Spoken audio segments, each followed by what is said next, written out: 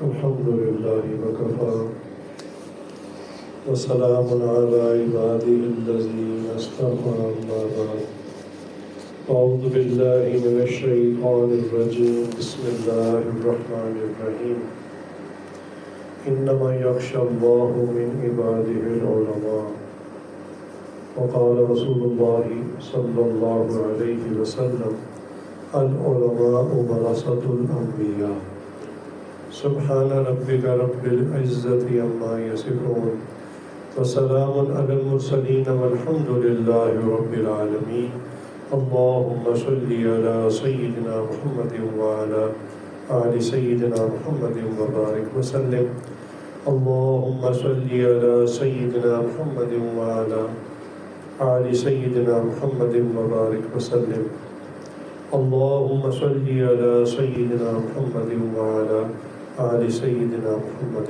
وبارك وسلم۔ قرآن کریم میں اللہ رب العزت ارشاد فرماتے ہیں کہ بے شک اللہ تعالیٰ سے سب سے زیادہ ڈرنے والے علماء ہی ہیں، یعنی جس کے پاس علم کی نعمت آ جاتی ہے تو اس کے اندر خشیت الہی بھی زیادہ آ جاتی ہے۔ جب انسان کو کسی کا مقام پتہ چلتا ہے، کسی کی حیثیت پتہ چلتی ہے، کسی کا عہدہ پتہ چلتا ہے تو انسان پھر اس کے ساتھ معاملات ویسے ہی کرتا ہے۔ ہمارے حضرت نے اپنی کتاب میں ایک واقعہ لکھا ہے اور فرمان لگے یہ سچا واقعہ ہے، حضرت کو کسی نے سنایا۔ فرمان لگے کہ ایک پولیس والا اپنے تھانے سے ایک شخص کو لے کر عدالت جا رہا تھا۔ جیسے کسی شخص کے اوپر الزام ہو، FIR ہو، تو پولیس کا کام گرفتار کرنا ہے اور اس کے بعد پھر عدالت میں جب پیشی ہوتی ہے جج کے سامنے پیش کر دینا ہوتا ہے تاکہ جو بھی فیصلہ اس کے مطابق آگے عمل درآمد کیا جائے۔ تو جو چھوٹے موٹے الزام والے لوگ ہوتے ہیں نا، ان کو یہ ایسے لوکل ٹرانسپورٹ پہ لے جاتے ہیں، قتل کے یا کوئی بہت ہائی پروفائل مجرم ہو تو ان کو پھر اسپیشل گاڑیوں کے اندر لے کے جاتے ہیں۔ تو یہ کوئی عام سادہ سا آدمی تھا چھوٹے موٹے کسی کیس میں، تو پولیس والوں نے اس کو ہتھکڑی لگائی اور لوکل ٹرانسپورٹ بس پہ بیٹھ گیا عدالت جانے کے لیے۔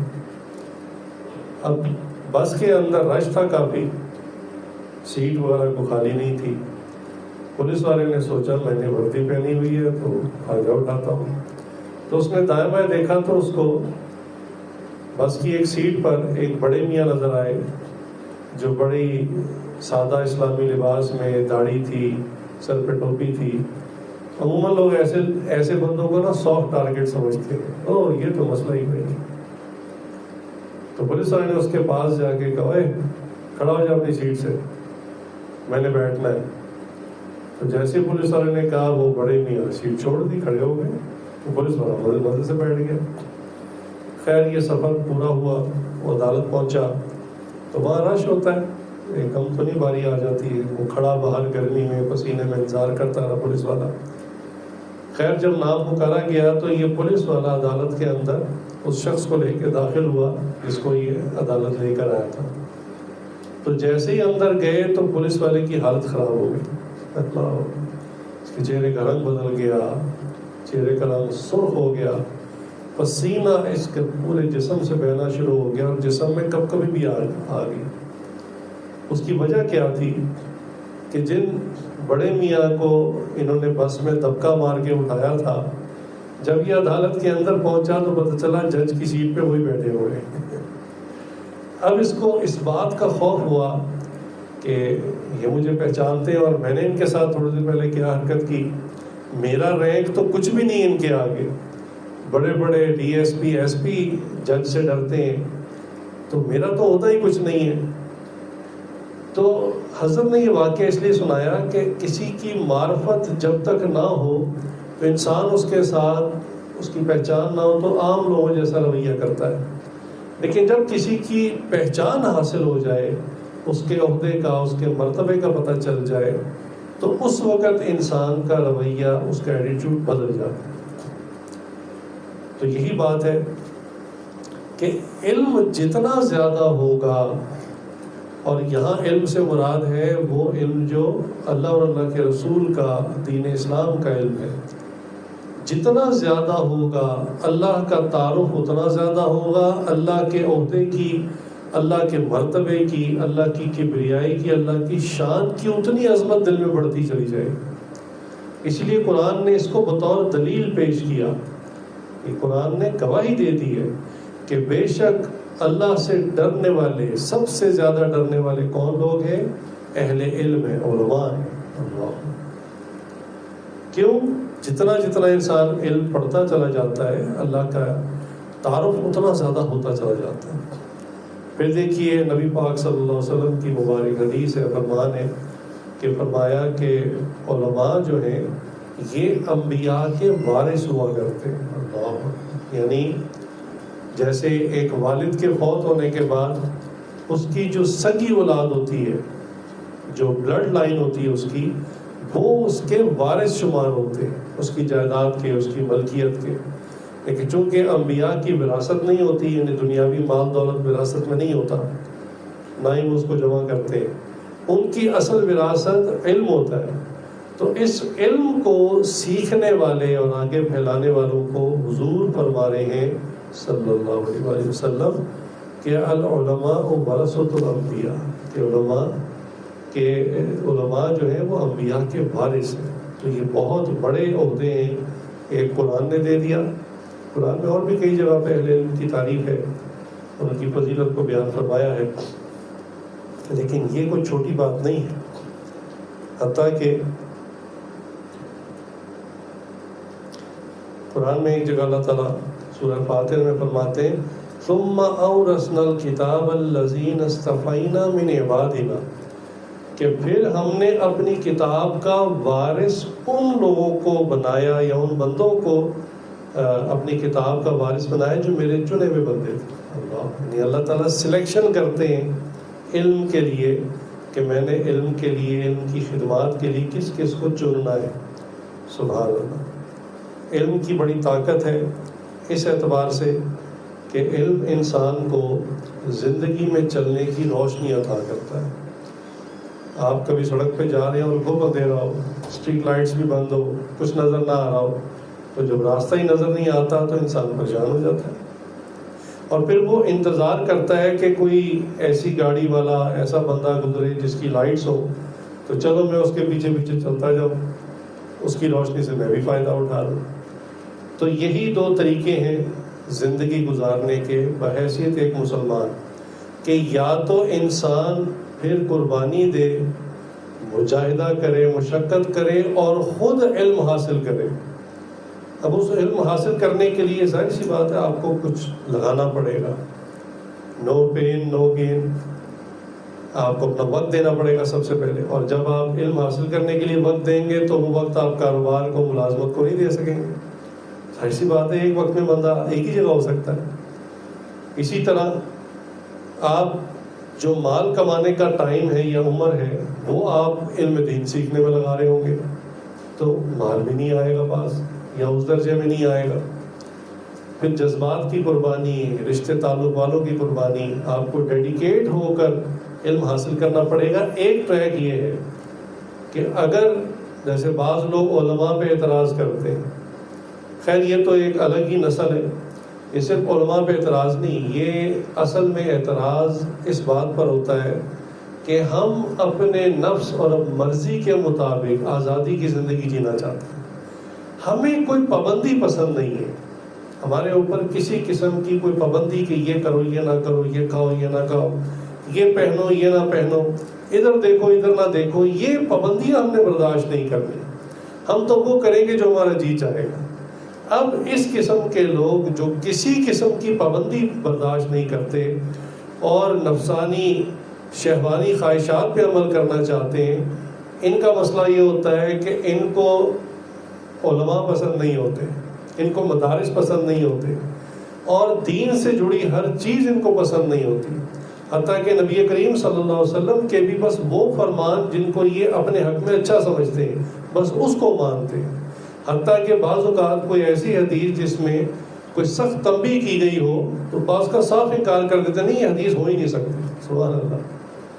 اسی طرح قرآن میں سے بھی جو میٹھا میٹھا اسلام ان کو نظر آتا ہے تو وہ یہ لینے کے لیے تیار ہو جاتے ہیں، باقی کا انکار کر دیتے ہیں. تو ایسے لوگ تو بہرحال ہمارے مضمون کا یا آج مخاطب ہی نہیں ہیں. تو ان کو صرف علماء ناپسند نہیں ہوتے، بلکہ ان کو علماء اور جہاں علماء بنتے ہیں مدارس وہ بھی پسند نہیں، دین اسلام ان کو پسند نہیں، نبی کریم صلی اللہ علیہ وسلم کی جو پابندی والے احکامات ہیں وہ پسند نہیں، اللہ تعالیٰ کے جو احکامات ہیں وہ پسند نہیں. حتیٰ کہ اس زمانے کا جو فرعون بنا ہوا ہے، اس نے جب وہ جو شہزادے اس کے خلاف محاذ رائی کرتے ہیں نا، ان کو پکڑا جیلوں میں، جیل میں رکھا، انہوں نے کہا ہمارا قرآن ہمیں دو، ہم تلاوت کریں. تو وہ کہتے تھے کہ اس میں سے جہاد کی آیتیں نکال دو. سبحان اللہ. یعنی جہاد کی آیتیں نکال کے باقی جو میٹھا میٹھا قرآن ہے وہ اس کو ہم بھی مانتے ہیں، اس میں کون سا مسئلہ ہے. تو مقصد یہ ہے کہ جو لوگ اپنی خواہش کے مطابق زندگی گزارنا چاہتے ہیں ان کو ایسا نہیں کہ صرف علماء پسند نہیں ہیں، ان کو دین اور دین سے جڑی بھی کوئی بھی چیز پسند نہیں، کیونکہ دین میں پھر رکاوٹیں ہیں، پابندیاں ہیں. اور یہ زندگی جو کہ مختصر ہے، اور اس مختصر سی زندگی میں اللہ نے ہمیں چیزوں کا پابند کیا ہے. لا الہ الا اللہ محمد رسول اللہ، یہ ایک وعدہ ہے، ایک ایگریمنٹ ہے، اور اس ایگریمنٹ کی وجہ سے ہم اللہ کی بات ماننے کے پابند ہیں اور نبی کریم صلی اللہ علیہ وسلم کے طریقوں کے مطابق کام کرنے کے پابند ہیں. یہ ایک وعدہ ہے، یہ جسٹ کوئی عربی کا فریز نہیں ہے، کوئی شعر نہیں ہے کہ چلیں پڑھ لیا اور زندگی میں بہت سارے شعر پڑھے ہوتے ہیں تو باقی زندگی تو اپنی مرضی سے گزارنی ہوتی ہے. ایسا نہیں ہے. اگر یہ ایسی کوئی کہاوت یا اتنا آسان سا عربی کا ایک چھوٹا سا جملہ ہوتا تو ابو جہل بھی اس کو پڑھ لیتا، ابو لہب بھی پڑھ لیتا، تو سوچتا کہ بھی زندگی تو میں نے اپنی مرضی کی گزارنی ہے. وہ سمجھتے تھے کہ اس وعدے کو پڑھ لینے کا اور دل سے ماننے کا کیا مطلب ہے، اس کے بعد جو ہمیں پورا لائف سٹائل چینج کرنا پڑے گا. تو کہنے کا مطلب یہ ہے کہ جو دین اسلام میں داخل ہو گیا اس وعدے کے بعد تو وہ پابند ہے. اب اتنی سی بات ہے کہ اللہ کی طرف سے پابندیاں ہیں کیا، اس کو معلوم کرنا. اللہ نے احکامات کیا دیے اور منیحات کیا ہیں، کن چیزوں سے منع فرمایا. یہ دو ہی چیزیں ہیں کہ جی ڈوز اینڈ ڈونٹس، جو سادہ لفظوں میں کہتے ہیں کہ بھئی کسی کمپنی میں بھی کسی ادارے میں آپ جوائن کرتے ہیں تو وہ کہتا ہے کہ یہ کام آپ نے کرنے اور یہ کام بالکل نہیں کرنے. سیدھی سی لسٹ ہوتی ہے اور بندہ اس کے مطابق چلتا رہے تو اس کمپنی میں اس کی ترقی بھی ہوتی ہے، اس کو ایکسٹرا بونس بھی ملتے ہیں، باس خوش بھی ہوتا ہے. تو اسلام کی زندگی بھی بہت سادہ سی ہے. قرآن اور احادیث کے اندر یہی دو طرح کے احکامات ہیں، کچھ کام کرنے کی اجازت ہے اور کچھ کاموں سے منع کر دیا گیا کہ یہ بالکل نہیں کرنے. اب عام آدمی کے لیے یا عوام الناس کے لیے اس کو معلوم کرنا کہ اللہ نے کن کاموں پہ عمل کرنے کا حکم دیا ہے اور کن کاموں سے روکا ہے، اسی کو فائنڈ آؤٹ کرنے کا نام علم دین ہے. اب میں نے آپ سے پہلے بات کی کہ اس کے دو طریقے ہیں، دو راستے ہیں. ایک یہ کہ آپ پھر خود اپنی آپ کو یعنی وقف کریں اس کو سیکھنے میں. ظاہر سی بات ہے ہر کام کو پہلے سیکھنا پڑتا ہے، پھر ہی انسان اس پہ عمل کر سکتا ہے. تو پہلے آپ اس کو سیکھنے پر اپنی زندگی لگائیں، زندگی کے چند سال لگائیں، اور جو ہے اس کے بعد پھر آپ اس پہ عمل بھی کریں بلکہ دوسروں کو بھی بتائیں. ایک چیز فائدے کی آپ نے سیکھ لی، آپ دوسروں کو فائدہ دے سکتے ہیں. اگر آپ کے پاس اتنا وقت نہیں ہے کہ جی ہم تو کاروبار نہیں چھوڑ سکتے، جاب نہیں چھوڑ سکتے، کھیتی باڑی نہیں چھوڑ سکتے، اور ہمارے 100 کام ہے وہ نہیں چھوڑ سکتے، ہمارے پاس تو اتنا ٹائم نہیں ہے کہ علم دین بیٹھ کے پڑھتے رہے، کسی مدرسے میں چلے جائیں. پھر انسان کے پاس دوسرا راستہ ہے، وہی جو میں نے مثال دی کہ آپ ایک اندھیرے راستے میں کھڑے ہیں، آپ کے پاس روشنی نہیں ہے، کوئی چیز بھی نہیں ہے آپ کے پاس. آپ انتظار کرتے ہیں کہ کوئی روشنی والا آئے اور میں اس کے پیچھے پیچھے چلنا شروع کر دوں.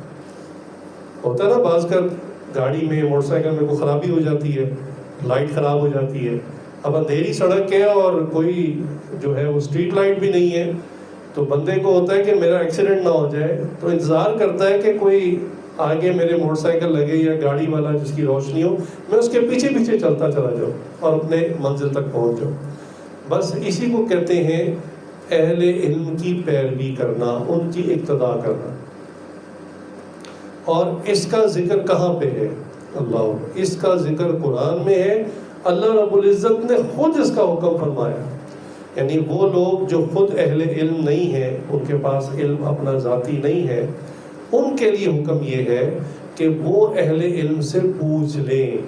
چنانچہ اللہ تعالیٰ قرآن کریم میں ارشاد فرماتے ہیں فَاسْأَلُوا أَهْلَ الذِّكْرِ فَإِن كُنتُمْ لَا تَعْلَمُونَ، بالکل سادہ ترجمہ ہے، پوچھ لو اہل ذکر سے۔ یا اہل ذکر کی تفسیر میں سب نے یہ کہا کہ علماء کو کہا گیا، اہل علم کو کہا گیا کہ تم سوال کر لو، پوچھ لو ان سے جو اہل علم ہیں، اگر تم معاملے کو نہیں جانتے، مسئلے کو نہیں جانتے، ان سے پوچھ لو۔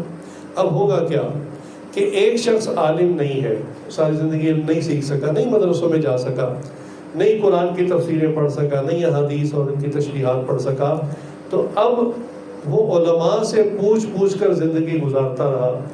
آخرت میں اللہ تعالیٰ جب اس سے کوئی بات پوچھیں گے، بھی تم نے فلاں معاملے میں ایسا عمل کیوں کیا، تو انسان اس وقت کہے گا یا اللہ آپ ہی نے اپنے قرآن میں ارشاد فرمایا تھا کہ تم اہل علم سے پوچھ لو اور اس پہ عمل کر لو، تو میں نے اپنے کاروبار کے فلاں مسئلے میں، طہارت کے فلاں مسئلے میں، عبادت کے فلاں مسئلے میں، معاملات کے فلاں مسئلے میں فلاں مفتی صاحب سے پوچھا تھا، اور انہوں نے مجھے یہ مسئلہ بتایا، فتویٰ بتایا، اور میں نے اس پہ عمل شروع کر دیا۔ اب میں کوئی عالم مفتی تو ہوں نہیں، اب یہ سوال آپ ان سے کیجئے کہ انہوں نے مجھے ایسا جواب کیوں دیا۔ اللہ، تو عوام الناس کے لیے نجات کا راستہ اور آسان راستہ یہی ہے۔ دوسری چیز یہ کہ علماء کے ساتھ انسان جڑ کر رہے۔ علماء کے ساتھ جڑنے کا مطلب یہ نہیں ہے کہ وہ جہاں جا رہے ہیں تو آپ بھی ساتھ جانا شروع کر دیں۔ جڑنے سے مراد یہ ہے کہ ان کی علمی باتوں سے فائدہ اٹھائے۔ اب علمی باتیں دو ہی صورت میں آج کل ہوتی ہیں، یا بیانات کی صورت میں ہوتی ہیں یا کتابی صورت میں ہوتی ہیں۔ تو علماء کی جو لکھی ہوئی کتابیں ہیں، انسان ان کو پڑھے، فائدہ اٹھائے، یا ان کے کتاب سے بھی آج کے زمانے میں آسان چیز آڈیو ہے یا چلو ویڈیو بیان ہے، اس کو انسان سن لے۔ وہ اپنے علاقے میں اہل علاقے کی زبان میں قرآن اور حدیث کو آسان کر کے، فقہ کو آسان کر کے سمجھاتے ہیں۔ اب آپ سرحد کے علاقے میں ہیں تو وہاں پہ جو علماء ہیں وہ قرآن اگر عربی میں پڑھنا شروع کر دیں تو آگے عربی سمجھنے والا ہی کوئی نہیں، لہٰذا وہ پشتوں میں اس کو آسان کر کے سمجھاتے ہیں۔ وہی چیز جو قرآن میں بیان کی گئی ہے، وہی چیز جو حدیث میں اور فقہ کے مسائل اس کو پشتوں میں بیان کرتے ہیں۔ ہمیں سرحد مختلف موقعوں میں جانا ہوا تو ہم نے دیکھا بعض مسجدوں میں جو جمعہ ہے وہ بھی پشتوں میں ہو رہے ہیں۔ ظاہر سی بات ہے علاقے کے لوگ اسی کو سمجھتے ہیں، تو بہت اچھی بات ہے کہ علماء ہر علاقے میں جو ہے وہ دین کی خدمت کر رہے ہیں اور اہل علاقہ کے سمجھ کے مطابق انہی کی زبان میں ان کو سمجھا رہے ہیں۔ ہمارے خطے میں اردو بولی جاتی ہے یا بعض علاقوں پنجابی بولی جاتی ہے، تو علماء اسی زبان میں ان کو سمجھاتے ہیں۔ اسی طرح جو علماء انگلینڈ میں ہیں وہ انگلش کے اندر، جو کینیڈا فرانس کے اندر ہے وہ فرانس والے فرینچ کے اندر، جو جرمنی میں علماء خدمت کر رہے ہیں وہ جرمن زبان کے اندر اپنی عوام کو قرآن حدیث اور فقہ کے معاملات بتاتے ہیں۔ تو یہ سب سے آسان طریقہ ہے، ایزی وے آؤٹ ہے کہ آپ اپنی دنیا بھی کماتے رہیں اور بس جو زندگی کے مسائل ہیں وہ اہل علم سے پوچھتے رہیں اور اپنی زندگی گزارتے رہیں۔ پھر اس پوچھنے میں کوئی مشقت نہیں۔ دیکھیے کوئی بھی بندہ جو اپنے پروفیشن کا ماہر ہو، جس کو آج کے زمانے میں پروفیشنل کہتے ہیں، وہ جس چیز کو حاصل کر لیتا ہے نا، وہ کبھی اس کو فری میں گیو اوے نہیں کرتا، مفت میں نہیں دیتا۔ مثلا کوئی بہت بڑا ڈاکٹر ہو اور کسی دعوت میں آپ کی ملاقات ہو جائے اور آپ کو بتایا جی فلاں ڈاکٹر صاحب ہیں، بہت بڑے سرجن ہیں، یا یہ ہارٹ کے اسپیشلسٹ ہیں یا فلاں ہیں، تو لوگ اکثر کوشش کرتے ہیں کہ ڈاکٹر صاحب سے کو دو چار باتیں ٹپس کے طور پہ فوراً پوچھ لیں۔ اچھا وہ ایک دو باتیں بتاتے ہیں، اس کے بعد کہتے ہیں آپ کا یہ مسئلہ مجھے سیریس لگ رہا ہے، میرے کلینک آ جائے۔ مقصد یہ ہوتا ہے کہ کلینک میں مجھ تک پہنچنے سے پہلے میرے اسسٹنٹ کو باہر فیس دے گا، پھر میرے پاس آئے گا، پھر میں اس کو سمجھاؤں گا۔ میں نے اتنے سال محنت کی ہے، میڈیکل کالج میں پڑھا ہے، پھر اس کے بعد ہاؤس جاب کی ہے، میرے پاس بھی موٹر سائیکل نہیں ہوتا تھا، میں ویگنوں پہ دھکے کھاتا تھا، تو میں نے اتنا پیسہ لگا کر جو میں ڈاکٹر بنا، اس لیے تو نہیں بنا کہ لوگوں کو مفت میں بتاتا رہوں۔ تو اپنی لائن کا جو ماہر ترین آدمی ہے وہ کبھی بھی اپنی نالج کو فری میں گیو اوے نہیں کرتا. اسی طرح جو الیکٹرانکس کے ماہر ہیں، الیکٹریکل کے ماہر ہیں، ان کے پاس آپ کبھی کوئی چیز ٹھیک کرانے لے جائیں تو اکثر وہ کہتے ہیں جی اس کو لیب میں لے جانا پڑے گا. یہ عجیب بات ہے، بعض کا صرف ایک فیوز جلا ہوتا ہے 10 روپے کا، لیکن کہتے نہیں جی اس کو لیب میں لے جا کے ریپیئر کریں گے. وہ آپ سے چھپا کر اس کو کھولنا چاہتے ہیں، اور دروازے کے پیچھے لیب ہوتی ہے اور وہ جسٹ فیوز چینج کرتے ہیں اور کہتے نہیں جی کام لمبا ہے، اب شام میں آئیے گا. اور شام میں پھر بلا کے 5-6 ہزار روپے نکلوا لیتے ہیں آپ کی جیب سے. آپ ہر فیلڈ کے ماہر کو دیکھیں. آپ کی کسی سول انجینئر سے ملاقات ہو، آپ اس کو کہنا ذرا مجھے مفت میں گھر کا نقشہ بنا کے دے دیں، کبھی بنا کے نہیں دے گا. میں نے انجینئرنگ کالج میں دھکے کھائے اور اتنی محنت سے میں پڑھا ہوں، میں نے ڈگری حاصل کی اس لیے کہ میں آپ کو مفت میں نقشہ بنا کے دوں. یہ فقط علماء ہیں کہ جنہوں نے 8 سال علم دین سیکھا، اس کے بعد 1 یا 2 سال دارالافتاء میں بیٹھ کر مفتی بنے. لیکن آپ کسی مجلس میں ان سے مسئلہ پوچھیں، ان کو فون کریں، واٹس ایپ کریں، ای میل کریں، وہ مفت میں آپ کو جواب دیں گے. وہ کبھی اس کا چارج آپ سے نہیں کرتے کہ میں فتویٰ تو دوں گا، نکالو 10,000 روپے. بھئی آپ کے کاروبار کا اتنا بڑا مسئلہ حل کر رہا ہوں اور آپ شریعت کے مطابق چلیں گے تو آپ کی جنت بنے گی، جہنم سے بچیں گے آپ. تو لہٰذا مجھے بھی تو کچھ ملنا چاہیے نا، میں نے بھی تو اتنے سال علم دین حاصل کیا ہے. نہیں، یہ علماء کی شان ہے کہ وہ اپنا اجر اللہ سے لیتے ہیں، لوگوں سے اجر نہیں لیتے. میرے ایک استاد محترم جن سے میں نے پڑھا، مفتی بھی ہے، تو ان سے کچھ معاملات میں جب ہم پڑھ رہے تھے تو کچھ معاملات میں نے فتویٰ پوچھا تو ہمیشہ ان کا ایک سادہ سا جواب ہوتا تھا، اچھا اس کو پھر دیکھیں گے، مطلب کتاب میں دیکھیں گے. اچھا بات آئی گئی ہوگی، پھر کسی اور وقت پہ میں نے کوئی مسئلہ پوچھا، انہوں نے کہا اچھا اس کو دیکھیں گے. 2-3 دفعہ جب ہوا تو میں نے کہا استاد جی ذرا یہ بھی مجھے فن سکھائیں، یہ گھر کیا ہے آپ کا کہ میں نے آپ سے 2-3 مسئلے پوچھے، آپ نے کہا اچھا اس کو پھر دیکھیں گے. تو انہوں نے مجھے کہا کہ فیض صاحب لوگ اتنے لاپرواہ ہوتے ہیں، مسئلہ پوچھ کے خود بھول جاتے ہیں کہ ہم نے کوئی سوال پوچھا تھا، اور مفتی بیچارہ لائبریریوں کے اندر کتابیں چھان رہا ہوتا ہے. اب اس کے ذمہ اور بھی کام ہوتے ہیں، تدریس ہوتی ہے، اپنے بیوی بچے ہیں اور معاملات چلانے. سوال پوچھنے والے کو یاد بھی نہیں ہے کہ میں نے مفتی صاحب کو ایک کام میں مشغول کر دیا، اور وہ کہنے لگے ہم 4-4 گھنٹے بعض اوقات کتابوں کو چھانتے ہیں، مسئلہ نکالتے ہیں، اور جب اس کو بتاتے ہیں تو اس کو یاد بھی نہیں ہوتا میں نے مسئلہ پوچھا. انہوں نے کہا لوگ اتنی لاپرواہی کرتے ہیں. تو بندے کو سوچنا چاہیے کہ بھی بعض مسائل واقعی زبانی یاد ہوتے ہیں تو بندہ فوراً بتا دیتا ہے، اور بعض مسائل میں ان کو بھی کتابیں دیکھنی پڑتی ہیں، اس میں ان کا ٹائم انویسٹ ہوتا ہے. لیکن اس کے باوجود وہ کبھی پیسے نہیں مانگتے، اللہ کے لیے جو ہے وہ یہ کام کرتے. تو اللہ تعالیٰ نے انسان کو بہت ساری نعمتیں دی ہیں، ان میں 2 نعمتیں بڑی زبردست ہیں. ایک اللہ نے انسان کو قلب دیا ہے، دل دیا ہے، اور ایک اللہ نے انسان کو دماغ دیا ہے. تو اس کے بارے میں ہمارے شیخ مانیں گے کہ قلب وہ جگہ ہے جہاں پہ تجلیات الہی، محبت الہی جو ہے یہ اس کا برتن ہے، یہاں پہ وہ جمع ہوتی ہے. اور جو دماغ کی نعمت ہے یہ وہ برتن ہے جہاں علوم الہی انسان کے جمع ہوتے ہیں. علم وہ راستہ ہے جو آپ کو ہدایت دیتا ہے، آپ کو گائیڈ کرتا ہے کہ آپ نے جنت کی طرف کیسے جانا ہے، اور راستے میں شیطان کے بچھائے ہوئے جو جال ہیں، جو ڈائیورژنز ہیں، ان سے آپ نے کیسے بچنا ہے. ورنہ تو انسان جنت تک پہنچ ہی نہ سکے اگر اللہ تعالیٰ یہ رہنمائی نہ کرتے. اور اس کی اور ایک بہت بڑی دلیل کہ اللہ رب العزت نے ہر زمانے میں اپنے نبی بھی نازل کیے اور کتابیں بھی نازل کی. اللہ، کتابیں نہیں تھی مکمل تو صحیفے کم از کم نازل کیے، یعنی کچھ نہ کچھ علمی چیزیں آسمان سے آتی رہیں. 4 کتابیں تو مکمل آئیں، اس کے علاوہ مختلف انبیاء پر مختلف صحیفے نازل ہوئے. تو اس کا کیا مطلب تھا کہ اللہ تعالیٰ نے علم کی کتابیں بھی بھیجی اور علم کو سمجھانے والے اور پریکٹیکلی اس پہ عمل کرنے والے بھی بھیج دیے. تو ان 2 چیزوں کا جوڑ ہے.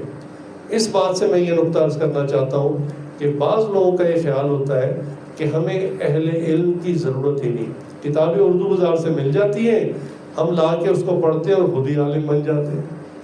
بھئی دیکھیں اردو بازار میں تو پھر میڈیکل کی بھی کتابیں ملتی ہیں، آپ سرجری کی کتاب لائیں، اس کو پڑھیں اور اس کے بعد اپنا پیٹ کاٹ کے خود ہی آپریشن کر لیں.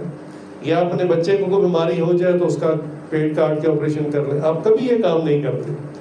آپ کہتے ہیں پڑھنا پڑھانا اپنی جگہ، لیکن ہمیں اس کی مہارت نہیں ہے. اس کے لیے ہم کو پروفیشنل ڈاکٹر ہائر کریں گے. آرکیٹیکچر کی ساری کتابیں اردو بازار میں ملتی ہے تو آپ جا کے وہاں سے کتابیں خریدیں. آپ نے گھر بنانا تھا تو آپ خود ہی ان کتابوں کو پڑھ کے کوئی نقشہ بنائیں، ڈیزائن بنائیں اور گھر کھڑا کر لیں. کہتے نہیں جناب یہ ہم نہیں کر سکتے. ہمیں کیا پتا کہ کنکریٹ کی کیا ریشو ہوتی ہے، اور دیواروں کے اندر جو مسالہ لگتا ہے وہ کیسے ہوتا ہے، پلاسٹر میں کتنی ریشو ڈالی جاتی ہے، اور فاؤنڈیشن کتنی گہری کھودی جاتی ہے. کن کن باتوں کا خیال ہمیں تو نہیں پتا. تو ہمیں تو کوئی انجینئر ہی ہائر کرنا پڑے گا. تو دنیا کے معاملات میں ہم اتنے اسمارٹ ہیں کہ ہر قسم کی کتابیں ہماری زبان میں میسر ہوتی ہیں، لیکن پھر بھی ہم پروفیشنل کو ہائر کرتے ہیں. عجیب بات ہے کہ علم دین کے بارے میں جس سے ہماری آخرت کا فیصلہ ہونا ہے، یا جہنم ہے یا جنت ہے، دو ہی آپشنز ہیں، تو اس میں ہم اتنے لاپرواہ ہو جاتے ہیں. کہتے ہیں نہیں بس وہ فیس بک والی حدیثیں پڑھ کے عمل کر رہے ہوتے ہیں. یہ بھی تحقیق نہیں کرتے کہ حدیث ہے بھی کہ نہیں. تو اس لیے انسان کو کتاب اگر جتنی ضروری ہے اس کے لیے، اسی طرح کتاب والا بھی اتنا ہی ضروری ہے، یعنی استاد بہت ضروری ہے. اور جیسا کہ میں نے کہا کہ اس زمانے میں اہل علم اپنی خدمات مفت سر انجام دے رہے ہیں. اچھا وہی طبقہ جس کا میں نے شروع میں ذکر کیا کہ جس کو چونکہ پابندی اپنے اوپر پسند نہیں تو اس کو دین پسند نہیں، دین پسند نہیں تو مولوی پسند نہیں، مولوی پسند نہیں تو ان کے بننے کی فیکٹری مدرسہ پسند نہیں، اور اسی طرح سے حدیث پسند نہیں، قرآن پسند نہیں. ان لوگوں کا حال یہ ہوتا ہے کہ وہ علماء پر ایسے ایسے الزام لگاتے ہیں جس کی حقیقت ہی کوئی نہیں ہوتی. مثلا ایک کامن جملہ ہے، کہتے ہیں علماء نے نا دین کو اپنی اجارہ داری بنایا ہوا ہے. سبحان اللہ. اجارہ داری کا مطلب یہ ہوتا ہے کہ بھی جو علماء ہیں وہ علم صرف وہی پڑھا سکتے ہیں، دوسرا بندہ اس کو پڑھ نہیں سکتا. اجارہ داری اس کو کہتے ہیں. جیسے کہ یہود کرتے ہیں کہ یہود اپنی کتابوں کو سر عام اپنی یہودی عوام کے لیے بھی یعنی اویلیبل نہیں کرتے، انہیں چھپا چھپا کے رکھتے ہیں، اور صرف جو ان کے اپنے علماء ہیں صرف وہ اس کو پڑھا سکتے ہیں. اس کو اجارہ داری کہتے ہیں. یا بعض ہمارے علاقے پنجاب کے بھی ایسے ہم نے سنا ہے کہ وہاں جو علاقے کا بڑا ہوتا ہے چودھری، تو وہ اپنے گاؤں میں علاقے میں اسکول نہیں بننے دیتا. وہ کہتا ہے کہ یہ جو عوام ہے یہ اتنی ناسمجھ ہے کہ صدیوں سے ہمارے بڑوں کے قبضے میں رہی اور مفت میں ہمارے کھیتوں میں کام کرتی رہی. اگر ان کے بچے پڑھ لکھ گئے تو ان کو سینس آ جائے گی اور وہ کہیں گے کہ ابا جی آپ کیا کر رہے ہیں، آپ مفت میں کیوں کام کر رہے ہیں، گورنمنٹ نے تو لیبر کا پر ڈے اتنا ریٹ رکھا ہوا ہے، چودھری صاحب سے تقاضا تو کریں. تو اس خوف کی وجہ سے وہ اپنے علاقے میں اسکول نہیں بننے دیتے. اس کو اجارہ داری کہتے ہیں. علماء تو بارہا یہ کہتے ہیں کہ آپ تھوڑا سا وقت نکالیں اور ہمارے پاس آ کر جو ہے وہ شریعت کا علم حاصل کریں. اچھا مدارس کے اندر ایڈمیشن فری، 8 سال کے لیے ایڈمیشن بھی فری، کھانا پینا بھی فری، رہائش بھی فری. اب اندازہ تو کریں نا کہ 8 سال کو تھوڑا عرصہ نہیں ہوتا. یہ تو مفت کی NGOز ہیں پورے پاکستان کے اندر، پوری دنیا کے اندر، جنہوں نے اتنے زیادہ علم دین کے جو ہے وہ شہزادوں کو سنبھالا ہوا ہے، اور مفت ان کو تعلیم بھی دے رہے ہیں، کھانا بھی. حالانکہ استاد جو ہوتا ہے وہ اس کو فیس دی جاتی، تنخواہ دی جاتی، لیکن اسٹوڈنٹ سے نہیں لی جاتی. ان کا ایک نظام ہے جس کے ذریعے وہ بھارا سسٹم چلاتے ہیں. تو اسٹوڈنٹس کے لیے، حتیٰ کہ کئی اسٹوڈنٹس اتنے غریب ہوتے ہیں کہ کھانا فری، کتابیں فری، ان کے پاس کپڑے نہیں ہوتے، سردیوں کے لیے کپڑے نہیں ہیں، گرمیوں میں پہننے کے لیے ایک آدھ جوڑا ہوتا ہے. تو وہ مدارس پھر ان کو کپڑا بھی فری دیتے ہیں. اس کو اجارہ داری کہتے ہیں. یہ تو بھائی اپنی جیب سے خرچ کر کے علم دین سکھا رہے ہیں. اچھا یہ تو مدارس کی بات ہوگی. اب عوام کہیں گے بھی ہم تو 8 سال مدرسے میں نہیں پڑھ سکتے. آپ جتنی بھی مساجد ہیں ہر مسجد میں دیکھیں گے اکثر فجر کے بعد درس قرآن ہو رہا ہوتا ہے. بتائیے اس کی کوئی فیس ہوتی ہے؟ فری ہوتا ہے. اس کو اجارہ داری کہتے ہیں. وہ تو کہتے ہیں قرآن کھولیں، اور سب نے آگے قرآن کھولے ہوتے ہیں اور سب کا ایک ہی قرآن ہے. اور جو عالم ہوتے ہیں وہاں خدمت کرنے والے وہ قرآن کی آیت پڑھتے ہیں، اس کا ترجمہ کرتے ہیں، پھر اس کی آگے تفسیر اور اس کا درس دیتے ہیں، جو اس میں سے مسائل نکلتے ہیں وہ بیان کرتے ہیں. اس کو اجارہ داری کہتے ہیں. یہ تو مفت میں تعلیم دے رہے ہیں. اب چونکہ موسٹلی چیزیں آن لائن ہیں آن لائن علماء نے کتنے کورسز بنا بنا کے اپلوڈ فری کیے ہوئے کہ اگر آپ کے پاس اتنا بھی وقت نہیں ہے کہ مسجد میں بیٹھ کے آپ درس قرآن سن سکیں تو آپ یہ P D F download کر لیں اور خود بیٹھ کے پڑھنا شروع کر دیں. سبحان اللہ. اس کو اجارہ داری کہتے ہیں. علماء تو طالب علموں کے انتظار میں ہوتے ہیں کہ کوئی آ جائے.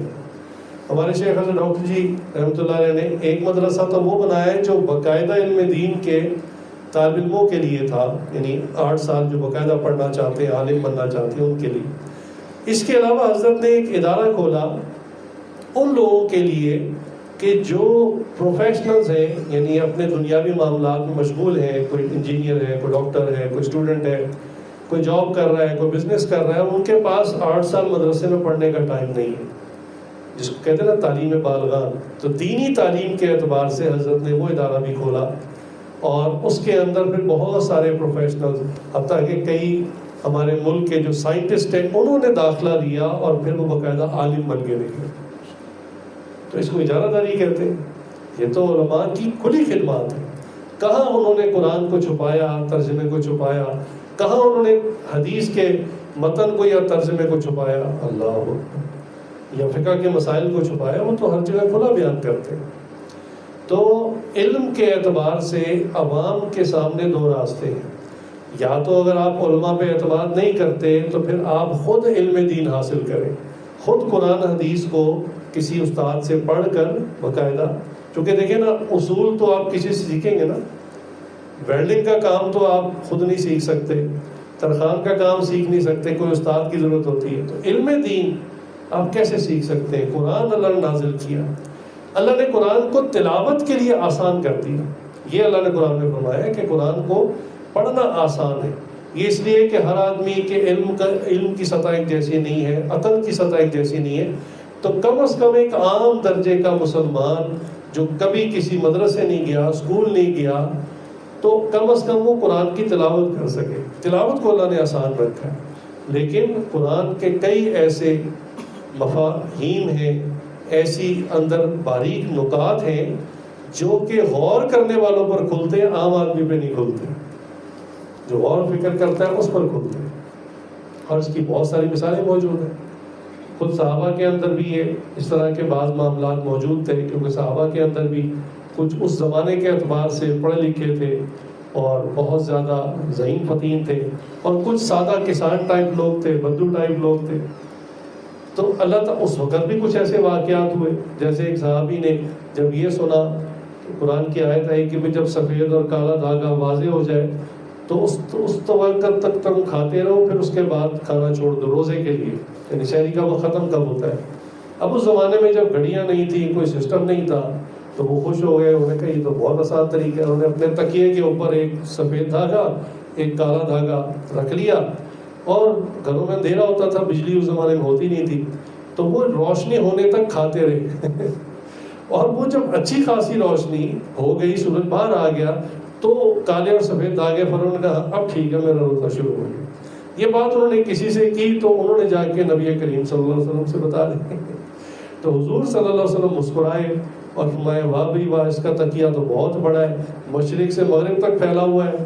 یعنی یہ سفید اور کالے دھاگے کی تو تشبیہ دی گئی تھی. لفظ تو سفید اور کالا دھاگا ہی ہے قرآن میں، لیکن تشبیہ دی گئی تھی کہ وہ روشنی جو فجر کی علامت کے طور پہ چوڑائی کے رخ میں پھیلتی ہے، اور اگر آپ اس وقت دیکھیں مشرق کی طرف فجر کے وقت میں، تو آپ کو واقعی ایک ہاریزنٹل لائن بڑی باریک سی ایسے دھاگے کی طرح نظر آتی ہے، اور اوپر نیچے اندھیرا ہوتا ہے، تو اس کو کالا دھاگا کہہ دیا. تو وہ تشبیہ دی گئی تھی کہ وہ ہے وقت کہ جس وقت تک آپ کھا سکتے. سبحان اللہ. تو صحابہ جو عرب تھے، عربی زبان ان کی مادری زبان تھی، اور اس زمانے کی عربی جانتے تھے، ان کو بھی قرآن کے بعض جگہوں پر سمجھنے میں غلطی لگ گئی. سبحان اللہ. آج لوگ اردو میں ترجمہ پڑھ کے ماہر قرآن بننے کا دعویٰ کرتے ہیں. سبحان اللہ. انجینئر صاحب کی مثال ہی دیکھ لیں کہ ماہر اتنا دعویٰ کرتے ہیں کہ جی عرب جو یعنی خانہ کعبہ کے امام ہیں ان کو قرات کرنی نہیں آتی، اور خود اللہ کا بندہ دیکھ کے قرآن ٹھیک نہیں پڑھ سکتا. اللہ، تجوید کی غلطیاں اتنی زیادہ. تو دعوے سے تو کچھ نہیں ہوتا، اصل تو دیکھنا ہوتا ہے بندہ کتنے پانی میں. مسائل میں تو اتنی گڑبڑ ہے کہ اللہ بیان سے باہر. تو دعویٰ کر دینے سے انسان عالم نہیں بن جاتا، اردو کتابیں پڑھنے سے عالم نہیں بن جاتا۔ غامدی صاحب بھی فتوے جاری کرتے رہتے ہیں، ان کا فتویٰ بس انہی کے طرح کے لوگوں میں رہ جاتا ہے، اہل علم اور باقی مسلمانوں کے اندر ان کا فتویٰ نہیں چلتا۔ تو دیکھنا یہ پڑے گا اسلام میں واقعی شخصیت پرستی نہیں ہے۔ اب جیسے ہم حضرت مفتی تقی عثمانی صاحب دامت برکاتہم عالیہ پہ اعتماد کرتے ہیں، علمی اعتماد کرتے ہیں، لیکن اگین یہ شخصیت پرستی نہیں ہے۔ کیوں؟ اگر مفتی تقی عثمانی صاحب، ویسے ایسا ہونا محال ہے، ناممکن ہی ہے کہ اگر حضرت مفتی تقی عثمانی صاحب دامت برکاتہم عالیہ اسلامی احکامات کے خلاف فتویٰ دے دیں تو ہم ایک دم ہاتھ کھڑے کر دیں۔ یہ ہے اسلام کی سچائی اور اخلاص دین کا، یہ شخصیت پرستی بالکل نہیں ہے۔ اس وقت ہم ان سے معذرت کریں گے، حضرت آپ کا درجہ بہت بڑا، آپ بہت متقی انسان ہیں، مگر اس معاملے میں ہم آپ سے اختلاف رکھتے ہیں۔ اور کئی علماء ان سے علمی اختلاف رکھتے ہیں اس زمانے میں، جیسے جدید معیشت کے کئی مسائل ہیں، بینکنگ کے کئی مسائل ہیں، جن کو حضرت نے اپنے اجتہاد سے اور ساتھ دلائل کے ساتھ، یہ نہیں کہ میں مفتی تقی عثمانی ہوں، میں کہہ رہا ہوں یہ چیز ایسے ہے لہٰذا اس کو مانو، ایسا نہیں ہے۔ حضرت نے باقاعدہ اس پر دلائل قائم کیے، قرآن کی آیات اس کی سپورٹ میں، احادیث میں جہاں جہاں اس کی گنجائش ہے وہ سپورٹ میں بتائی اور مسئلہ بیان کیا۔ لیکن بعض اہل علم نے جب اتنی گہرائی میں انہوں نے نہیں سوچا، انہوں نے سطحی چیزوں کو دیکھا تو انہوں نے اختلاف کر دیا۔ انہوں نے کہا نہیں یہ تو، بعض نے یہ کہہ دیا کہ سود کو حلال کر رہے ہیں اس زمانے میں، جو کہ بالکل غلط بات ہے۔ تو اسلام میں واقعی شخصیت پرستی نہیں ہے۔ تو حضرت مفتی تقی عثمانی صاحب دامت برکاتہم عالیہ پر ہمارا اعتماد اس اعتبار سے ہے کہ وہ علم کے اندر بہت بڑی شخصیت ہے، اور جب وہ کوئی بات بیان کرتے ہیں یا کوئی فتویٰ دیتے ہیں تو اس کے پیچھے قرآن اور حدیث کے دلائل وہ ساتھ پیش کرتے ہیں۔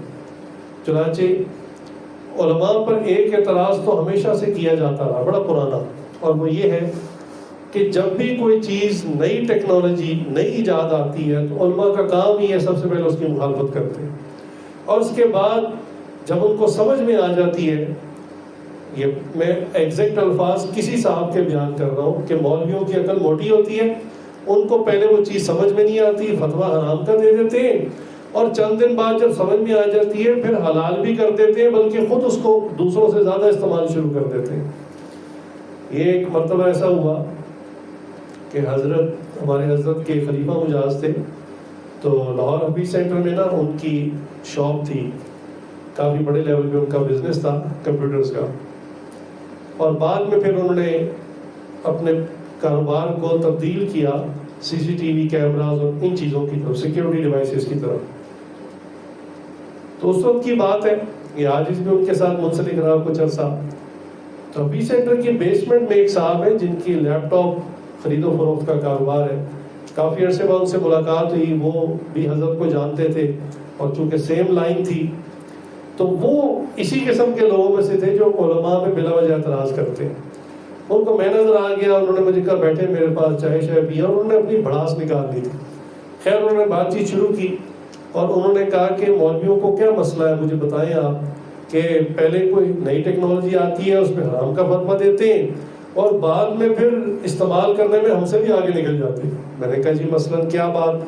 انہوں نے کہا جب کیمرہ آیا اور یہ لگنا شروع ہوا چیزوں میں اور تصویروں کا معاملہ آیا تو مولویوں نے کہا کہ حرام ہے، تصویر بھی کھنچوانا جائز نہیں ہے، اور انہوں نے حضرت کے جو خلیفہ صاحب کی دکان تھی ان کا حوالہ بھی دیا کہ دیکھو وہ بھی حرام کہتے تھے، اور کہنے کہ ابھی چند سال بعد جو ہے ان کے نزدیک کیمرہ بھی حلال ہو گیا، بلکہ انہوں نے اس کا کاروبار ہی شروع کر دیا، یعنی سی سی ٹی وی کیمراز کا ہی کام شروع کر دیا، اور میں اب مولوی صاحب کے لیے سب کچھ حلال ہو گیا۔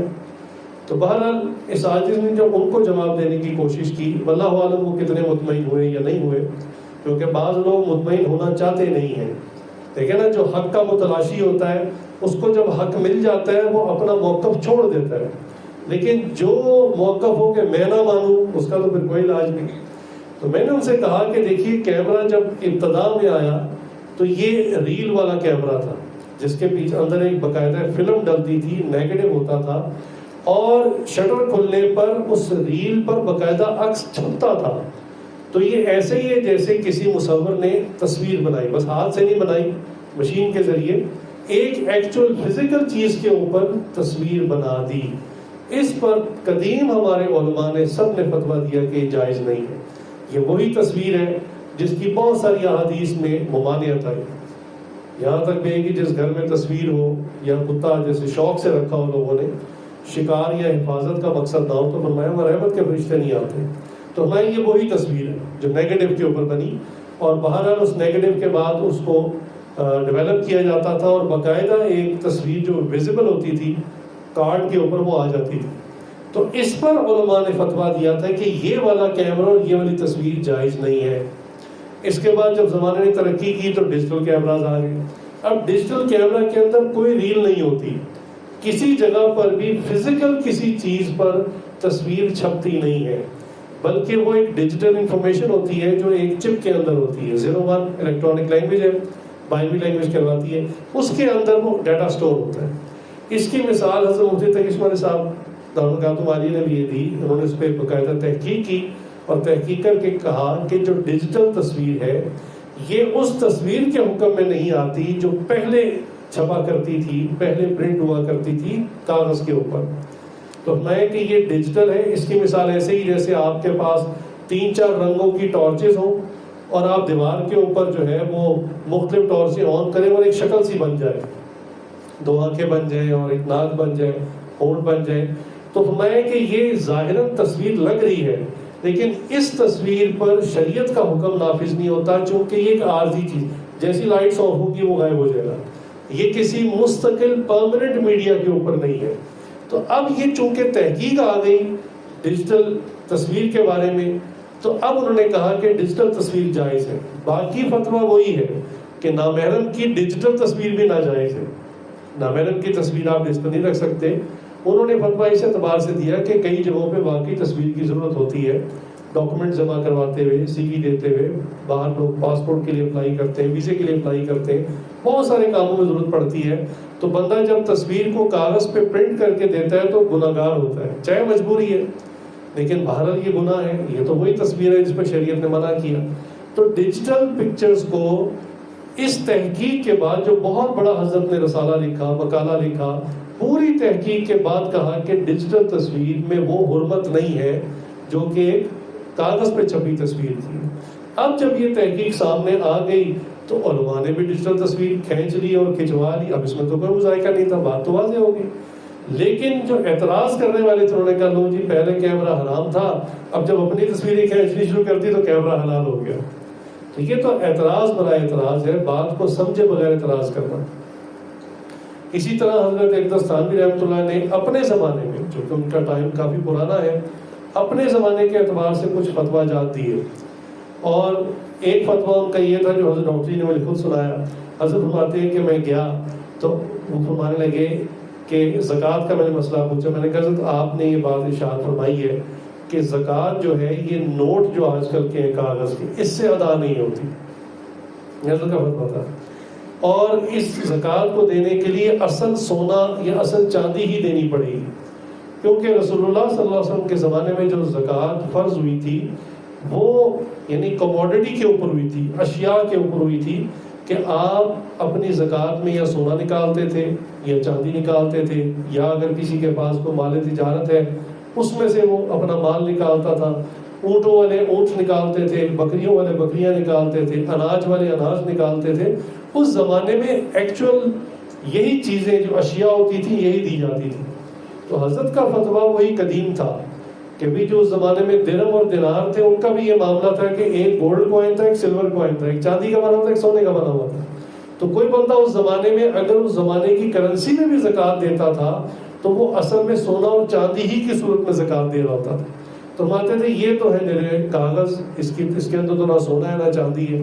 تو فرماتے تھے ان کاغذوں سے زکوٰۃ ادا نہیں ہوتی کیونکہ یہ سونے کے بدلے کی رسید ہے, اصل سونا نہیں ہے. حضرت کا فتویٰ تھا. حضرت صاحب مان لگے کہ میں حضرت سے پوچھ کر, جب میں نے پوچھا کہ حضرت, انہوں نے کہا بالکل ادا نہیں ہوتی. کہنے لگے میں بڑا پریشان ہوا, میں نکلا باہر تو انہیں کے مدرسے میں ایک اور عالم مل گئے.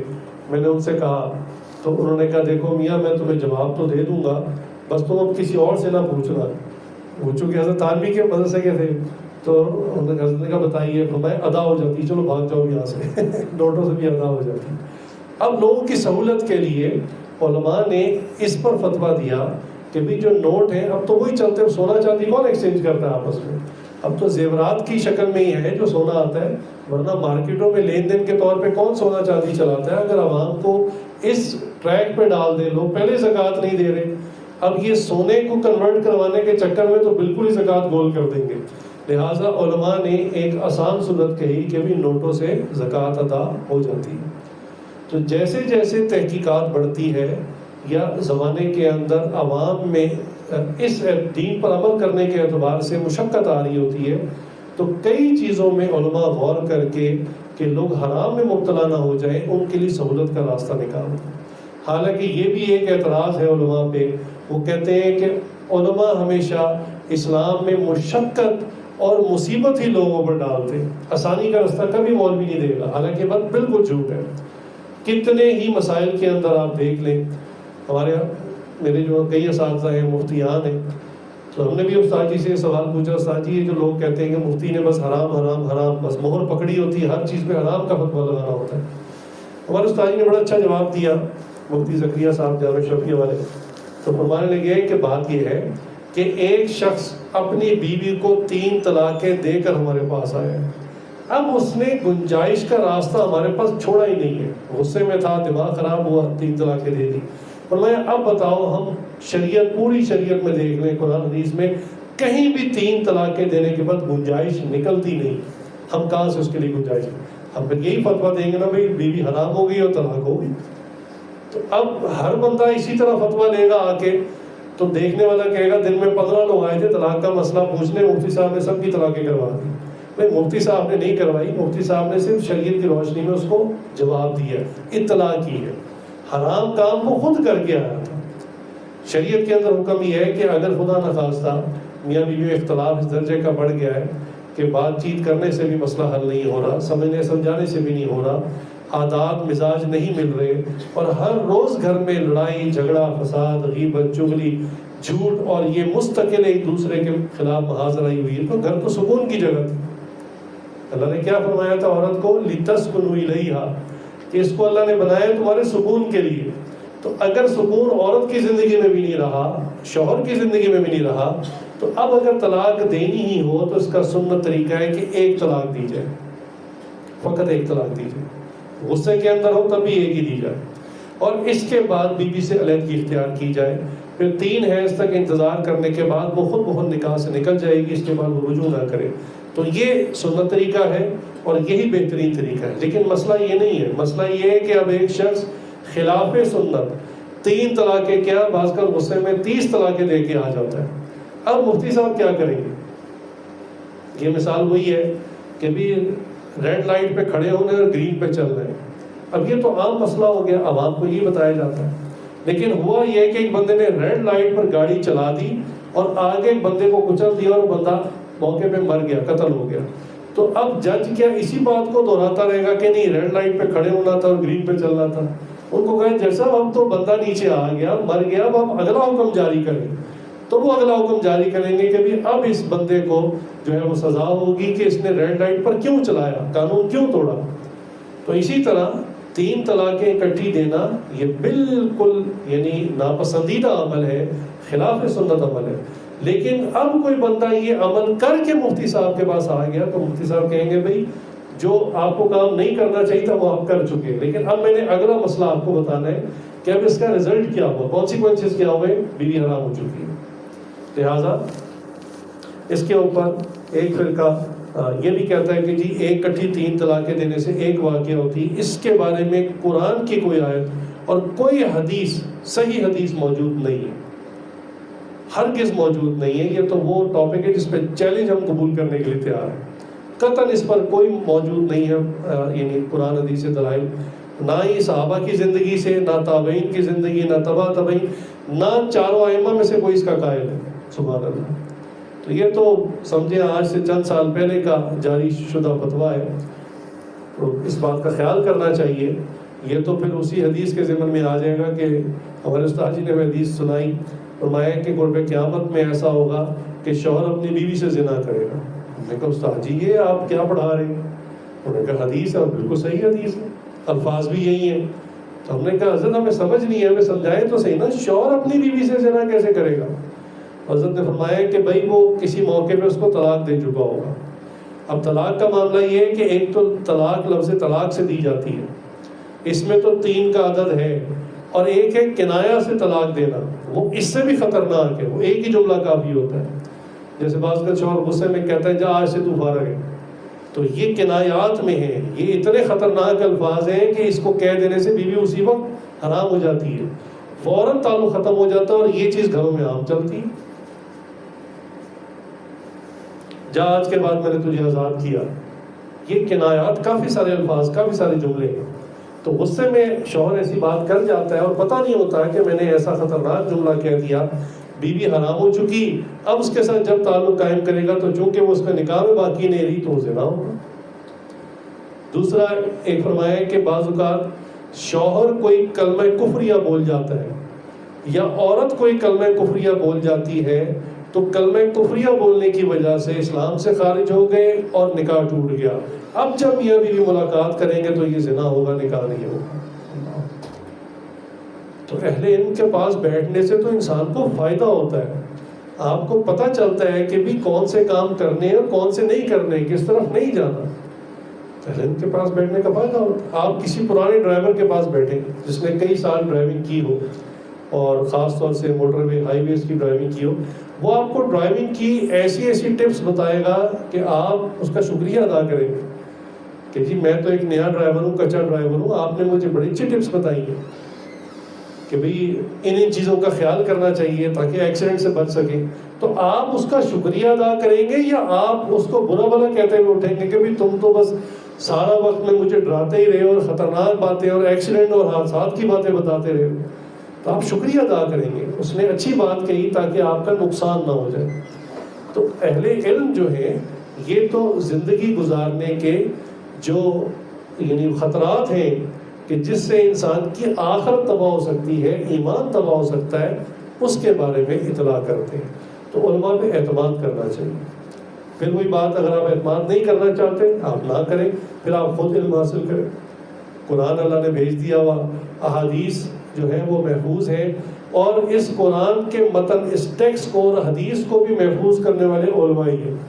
بھائی حضور نے اپنے زمانے میں محفوظ کیا، صحابہ نے محفوظ کیا، تبع تابعین نے، ہمارے زمانے میں کس نے محفوظ کیا؟ ہمارے زمانے میں تو صحابہ موجود نہیں ہیں، تابعین موجود نہیں ہیں، تبع تابعین موجود نہیں ہیں، کس نے محفوظ کیا ہوا آج کے زمانے میں قرآن حدیث کو؟ علماء کرام نے محفوظ کیا۔ تو عجیب بات کہ جس عالم نے آپ کو کلمہ پڑھایا، بچپن میں اس نے آپ کو سپارہ پڑھایا، قاعدہ پڑھایا، بڑے ہو کر آپ اسی کو گالی دیتے۔ میں تو اکثر کہتا ہوں کہ آپ جس بھی عمر میں ہیں، 50 سال کے ہو چکے ہیں، 60 سال کے ہو چکے ہیں، اور جس درجے کی بھی نماز پڑھتے ہیں آپ، یہ بھی کسی مولوی کا احسان ہے جو بچپن میں انہوں نے آپ کو نماز سکھا دی، اور بڑے ہو کے آپ اسی مولوی کو برا بھلا کہتے ہیں۔ شرم آنی چاہیے۔ تو علماء پہ اعتماد، چونکہ اللہ نے فرمایا فاسألوا اہل الذکر، کہ بھئی آپ پوچھ لو اہل علم سے، فإن کنتم لا تعلمون، اگر آپ کو نہیں مسئلہ معلوم تو ان سے پوچھ لو۔ تو ایک آپشن یہ ہے، اور یہ سب سے آسان ہے، کہ آپ اپنی دنیا کی زندگی میں کمائیاں کرتے رہیں اور مکانات کھڑے کرتے رہیں اور فیکٹریاں لگاتے رہیں، اور آپ دین سیکھنے میں وقت نہ لگائیں، لیکن پھر علم کے جو مسائل ہیں ان کو علماء سے پوچھیں۔ اور فتوے کا تو مطلب یہ ہوتا ہے کہ اس میں ٹائم نہیں لگتا، آپ فتویٰ لیتے ہیں، مینز کہ وہ عالم یا مفتی صاحب قرآن حدیث کی روشنی میں اپنا مغز اور دماغ لگا کر اس کا خلاصہ نکال کے آپ کو بتائیں گے آپ کے لیے جائز ہے کہ نہ جائز۔ آپ کا ٹائم بچ گیا کہ نہیں؟ ایک یہ تھا کہ پھر آپ بھی انہی کتابوں میں چھانتے، پھر آپ کو عربی نہیں آتی، پھر آپ کو عربی محاورہ نہیں آتا، عربی گرامر نہیں آتی، اس زمانے کی جو صرف نحو تھی وہ چیزیں نہیں آتی، کتنے سارے علوم چاہیے مسئلہ سمجھنے کے لیے بھی۔ تو مفتی صاحب نے تو احسان کیا آپ پہ کہ آپ نے ایک سوال لے کر بھیجا لمبا چوڑا، اور انہوں نے اس کے بارے میں فتویٰ دے دیا کہ یہ جائز ہے یا ناجائز ہے۔ تو آپ کا تو ٹائم نہیں لگا، آپ نے تو بس اس فتوے پہ عمل کر لیا۔ تو علماء کا یہ احسان ہے۔ تو یہ کچھ پرانے اعتراضات جو چلے آ رہے تھے، اسی طرح حضرت رحمۃ اللہ نے ایک اس پہ بھی فتویٰ دیا اپنے زمانے میں، اس پر عمل بھی کروایا کہ وہ فرماتے تھے کہ جو نماز ہے نا، جماعت کی نماز، یہ لاؤڈ سپیکر پہ پڑھنا جائز نہیں ہے۔ اب اس بات کو ایک دم کوئی سن کر کہے گا یہ تو بڑی قدامت پرستی ہے، تو پرانے زمانے کا ذہن ہے۔ اسپیکر تو آج ہر بندہ استعمال کرتا ہے، دیکھیے میں بھی اس میں اسپیکر میں بیان کر رہا ہوں۔ وہ اس کے قائل تھے کہ تقریر کی جا سکتی ہے، اذان دی جا سکتی ہے، باقی کاموں میں اسپیکر یوز کیا جا سکتا ہے، نماز میں نہیں کیا جا سکتا۔ اس کے پیچھے جو ریزن تھی وہ ان کی اس زمانے کی تحقیق تھی۔ اچھا، آج اس کا تعلق چونکہ کمپیوٹر انجینئرنگ سے ہے، الیکٹرانک سے ہے، تو میں نے جو حضرت کے اس مسئلے کو، فتوے کو سنا تو میں فوراً سمجھ گیا۔ انہوں نے جواب یہ دیا کہ اسپیکر میں سے جو آواز آتی ہے وہ بیان کرنے والے کی اصل آواز نہیں ہوتی، اصل آواز کا عکس ہوتا ہے، اور یہ بات 100% درست ہے۔ بھائی میری آواز تو بہت تھوڑی ہے، ہلکی ہے۔ ایمپلیفائر، نام بھی ایمپلیفائر ہے کہ وہ اس کو بڑھا چڑھا کر اونچا کر کے آپ کو سنا رہا ہے۔ اس اونچا کرنے میں، بڑھانے میں کچھ ٹائم ڈیلے آتا ہے، although وہ چند ملی سیکنڈ ہو یا مائکرو سیکنڈ ہو، وہ فرق آتا ہے۔ تو وہ ایکچوئل آواز نہیں ہوتی، ہاں ایکچوئل آواز کا ریپلیکا ہوتا ہے، اسی کی کاپی ہوتی ہے بڑھا چڑھا کر۔ تو میں حیران ہوں کہ حضرت عالمی نے اس زمانے میں اتنی ڈیٹیل ریسرچ کی کہ الیکٹرانکس کو بھی اتنی گہرائی سے جا کے سمجھا، اور پھر اس پہ فتویٰ دیا کہ بھی نماز کے اندر چونکہ امام کی قرات لازم ہے، پیچھے مقتدی تو نہیں قرات کر رہے ہوتے، امام کی قرات لازم ہے، تو امام کی اصل آواز نہیں پہنچ رہی، اس کا عکس پہنچ رہے، لہٰذا انہوں نے اس پہ فتویٰ دیا لاؤڈ سپیکر پہ نماز نہیں ہوتی۔ لہٰذا انہوں نے اپنی پوری زندگی اپنی مسجد میں بغیر جماعت کے لیے، میں نے کہا نا واعظ، تقریر، جمعہ سب کے لیے استعمال ہوتا تھا، جماعت کی نماز کے لیے نہیں۔ اور وہی جو سنت طریقہ ہے مکبر کا کہ بھئی وہ اگر بڑی جماعت ہے، جمعہ ہے، بہت لوگ ہیں، تو پھر ہر چند صفوں کے بعد ایک شخص تکبیرات کہتا تھا اونچی آواز میں، اور لوگوں کو پتہ چلتا تھا کہ اب رکوع میں جانا ہے، سجدے میں جانا ہے۔ اور حضرت تھانوی رحمۃ اللہ کے جو بعض فالوورز ہیں وہ آج بھی اسی طرح نماز پڑھتے پڑھاتے ہیں، نماز میں اسپیکر استعمال نہیں کرتے۔ سبحان اللہ، اصل سنت کے اوپر ہے۔ تو ہم کم از کم ان لوگوں کو غلط نہیں کہیں گے، ہاں ان علماء کو دعائیں دیں گے، جزاک اللہ کہیں گے کہ جنہوں نے کہا کہ بھائی اسپیکر پہ نماز ہو جاتی ہے، ان کی تو 100% درست ہے، وہ تو عین سنت کے اوپر ہے، کیونکہ رسول اللہ صلی اللہ علیہ وسلم نے تو اسپیکر پہ جماعت نہیں کروائی نا، تو وہ تو عین سنت پہ، ان کو غلط نہیں کہیں گے۔ ہاں یہ کہیں گے کہ بھی یہ آواز بے شک عکس ہے، لیکن عکس اصل آواز کا ہی ہے، اس لیے یہ غلط نہیں ہے، اس پہ بھی نماز ہو جاتی ہے۔ سبحان اللہ۔ تو علماء کی تحقیقات اور ان کا ریسرچ کرنا یہ بہت گہرائی کی چیزیں ہوتی ہیں، پھر وہ چیزیں سامنے لے کر آتے ہیں۔ ایک قدیم کتاب ہے، بہت پرانی، حیات الحیوان، یہ بہت قدیم کتاب ہے۔ حیرت کی بات ہے کہ اس زمانے میں کتاب لکھی جس زمانے میں ڈائیونگ سوٹس نہیں ہوتے تھے، اور یہ جو ہے وہ سمندری جانوروں کے بارے میں، خشکی کے جانوروں کے بارے میں بہت، اس میں سمجھے ایک طرح کا انسائکلوپیڈیا۔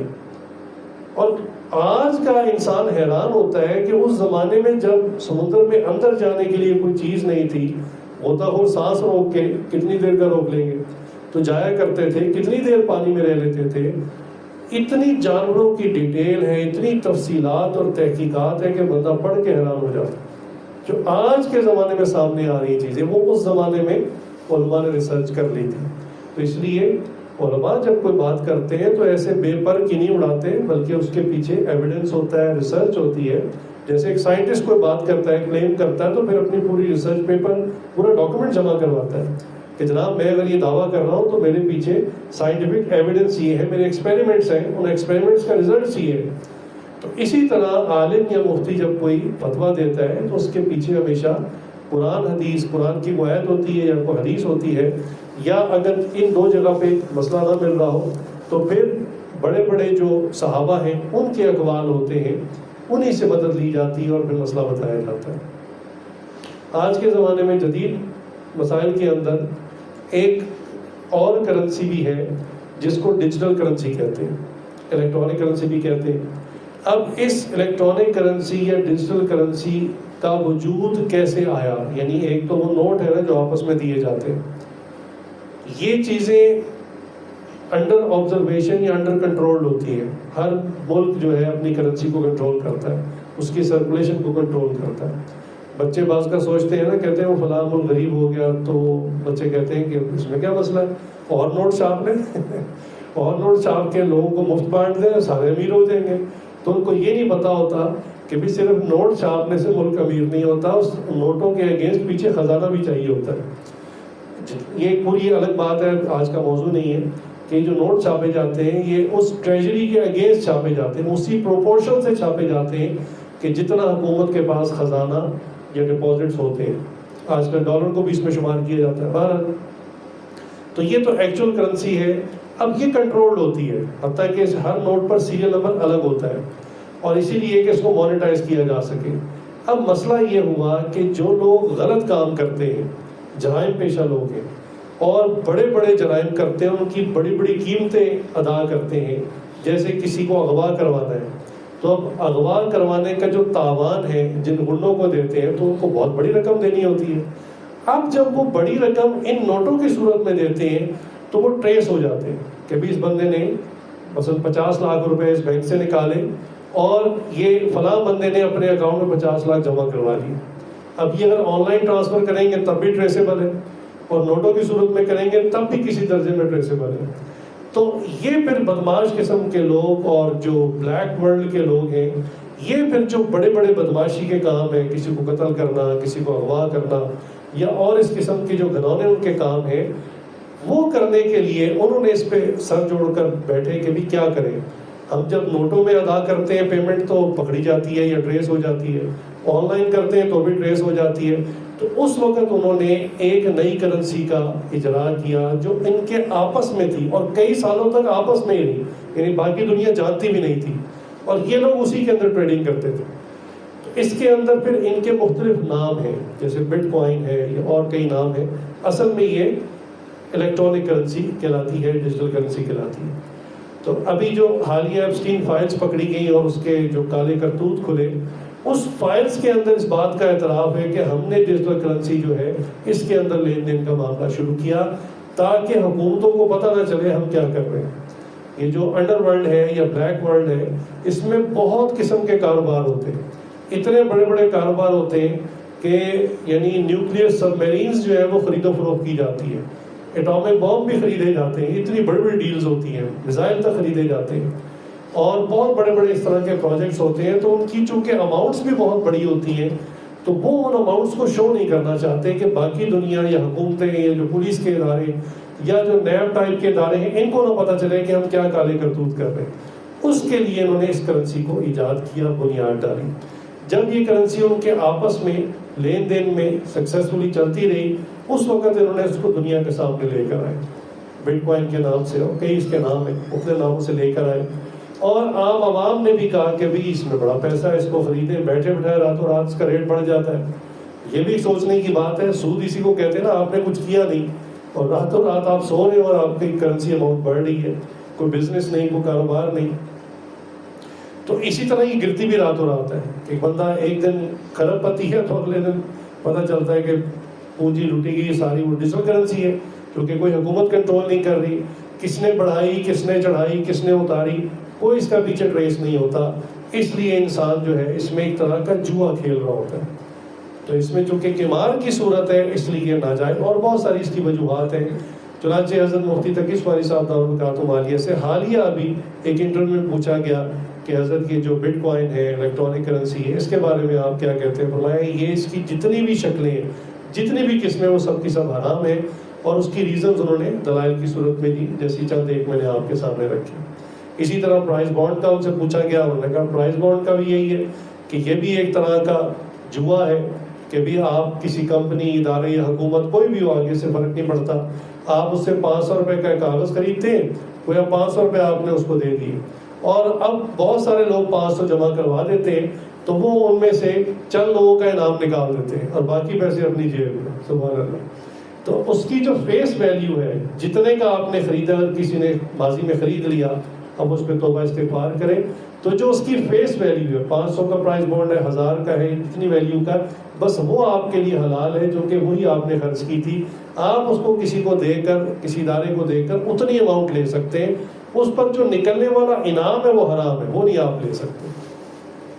تو ان بڑے بڑے علماء کی یہ سرپرستی ہمارے لیے بہت بڑی باعث نعمت ہے کہ انہوں نے علم کو سیکھا اپنی جانیں اس پر خرچ کی، نہ جانے استاد سے پڑھنے کے بعد دن رات انہوں نے کتنا مطالعہ کیا، کتنی کتابیں پڑھی۔ حضرت تقی عثمانی صاحب دامت عالیہ تو وہ شخصیت ہے کہ پاکستان کی جتنی کتابیں انہوں نے جو بڑی بڑی تھی علم سے متعلق پڑھ لی، تو حضرت نے پھر دنیا کا مختلف ملکوں کا سفر کیا اور وہاں جا کر مختلف نایاب کتابیں پڑھنی شروع کر دی۔ سبحان اللہ۔ تو جس بندے نے علم پر اتنی جان ماری ہو، اتنی محنت کی ہو، تو اس کا ثمرہ اور نتیجہ بھی پھر اللہ تعالیٰ عطا کرتے ہیں، اور وہ ہمارے سامنے۔ تو اس لیے آپ کے پاس زندگی میں عمل کرنے کے دو ہی راستے، وہی جو بات میں نے شروع میں کی، کہ یا تو آپ پھر خود اتنا علم حاصل کریں کہ زندگی کے ہر مسئلے میں آپ کو کسی سے پوچھنا نہ پڑے، پھر آپ کو مفتی اور بلکہ مجتہد لیول پر پہنچنا پڑے گا، اور وہ یہ بخاری اردو میں پڑھنے سے نہیں آ جاتی، ٹھیک ہے نا، آپ کو اصل متن کے اندر پڑھنا پڑے گا۔ اردو زبان بہت ہی کمزور زبان ہے، کئی قرآن کی آیات ایسی ہیں جس کا وہ ترجمہ ہی نہیں کر سکتی۔ اس حافظ نے بھی کئی مرتبہ جب اپنے یعنی شاگردوں کو پڑھایا تو میں نے کہا بھی یہ آیت جو ہے نا اس کا ترجمہ عربی میں ہی ہو سکتا ہے، اس کا اردو میں ترجمہ نہیں ہو سکتا، اردو زبان بڑی کمزور ہے، اس کا ترجمہ پاسبل ہی نہیں ہے۔ تو اس لیے جو ہے یعنی اردو والی کتابیں پڑھ کر آپ علم کی گہرائی میں نہیں پہنچ سکتے، کچھ موٹا موٹا مسئلہ سمجھ سکتے ہیں۔ تو ایک راستہ یہ ہے کہ اگر آپ کو علماء پہ اعتماد نہیں، مدارس پہ اعتماد نہیں، مفتیان پہ اعتماد نہیں، کوئی مسئلہ نہیں، پھر آپ خود ہمت کیجیے، پھر آپ جائیں، ادارے کھلے ہوئے ہیں، آپ خود علم دین پڑھیں، 8 سال عالم بنے، 1-2 سال لگا کے مفتی بنے، اس کے بعد مزید چند کتابیں ہیں ان کو پڑھیں، اور اس کے بعد پھر آپ خود ہر مسئلے کا اجتہاد کریں، ہر مسئلے میں اس کی ڈیٹیلز سمجھیں، نکالیں، اور پھر اس پر عمل کریں۔ اب اس کے لیے آپ کو کئی سال چاہیے ہوں گے پہلے اس لیول پہ پہنچنے کے لیے، اور سوال یہ ہے کہ جب تک وہ لیول نہیں آتا اس دوران آپ شریعت پہ عمل کیسے کریں گے؟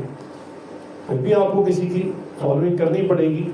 تو دوسرا راستہ بہت آسان ہے کہ آپ اپنی روزمرہ کی زندگی مشغول رہیں اور علماء سے رابطے میں رہیں، اور بس جو موٹے موٹے فرائض ہیں ان کو معلوم کریں، جو موٹے موٹے حرام چیزیں ہیں ان کو معلوم کریں اور زندگی پہ عمل کریں، اور جہاں جا کے زندگی میں کنفیوژن آ جائے، آپ کو سمجھ نہ آ رہا ہو کہ اس پہ کیا کرنا ہے، تو علماء بیٹھے، مفتیان بیٹھے، ان سے مسئلہ پوچھنا۔ تو یہ سب سے ایزی وے آؤٹ ہے، آسان طریقہ ہے۔ انسان کی زندگی میں جو اساتذہ ہوتے ہیں وہ اسی لیے کام آتے ہیں اس کے، کہ جب انسان خود کسی چیز کو نہیں غور کر سکتا، انسان کسی بڑے سے رابطہ کرتا ہے، پوچھتا ہے۔ تو علم جو ہے یہ بہت بڑی طاقت ہے، نعمت ہے، اور اللہ تعالیٰ آخرت میں علماء کو خاص اعزاز عطا کریں گے، اور ان کی کرسیاں ایسی ہوں گی کہ بعض لوگ مغالطے میں پوچھیں گے کیا یہ نبیوں کی کرسیاں ہیں؟ ان کو بتایا جائے گا کہ نہیں، یہ امت محمدیہ صلی اللہ علیہ وسلم کے علماء کی کرسیاں ہیں۔ اللہ اتنا اعزاز فرمائیں گے، سبحان اللہ۔ اللہ تعالیٰ سے دعا ہے جو کہا سنا اس پر عمل کی توفیق عطا فرمائے۔ وآخر دعوانا الحمدللہ رب العالمین۔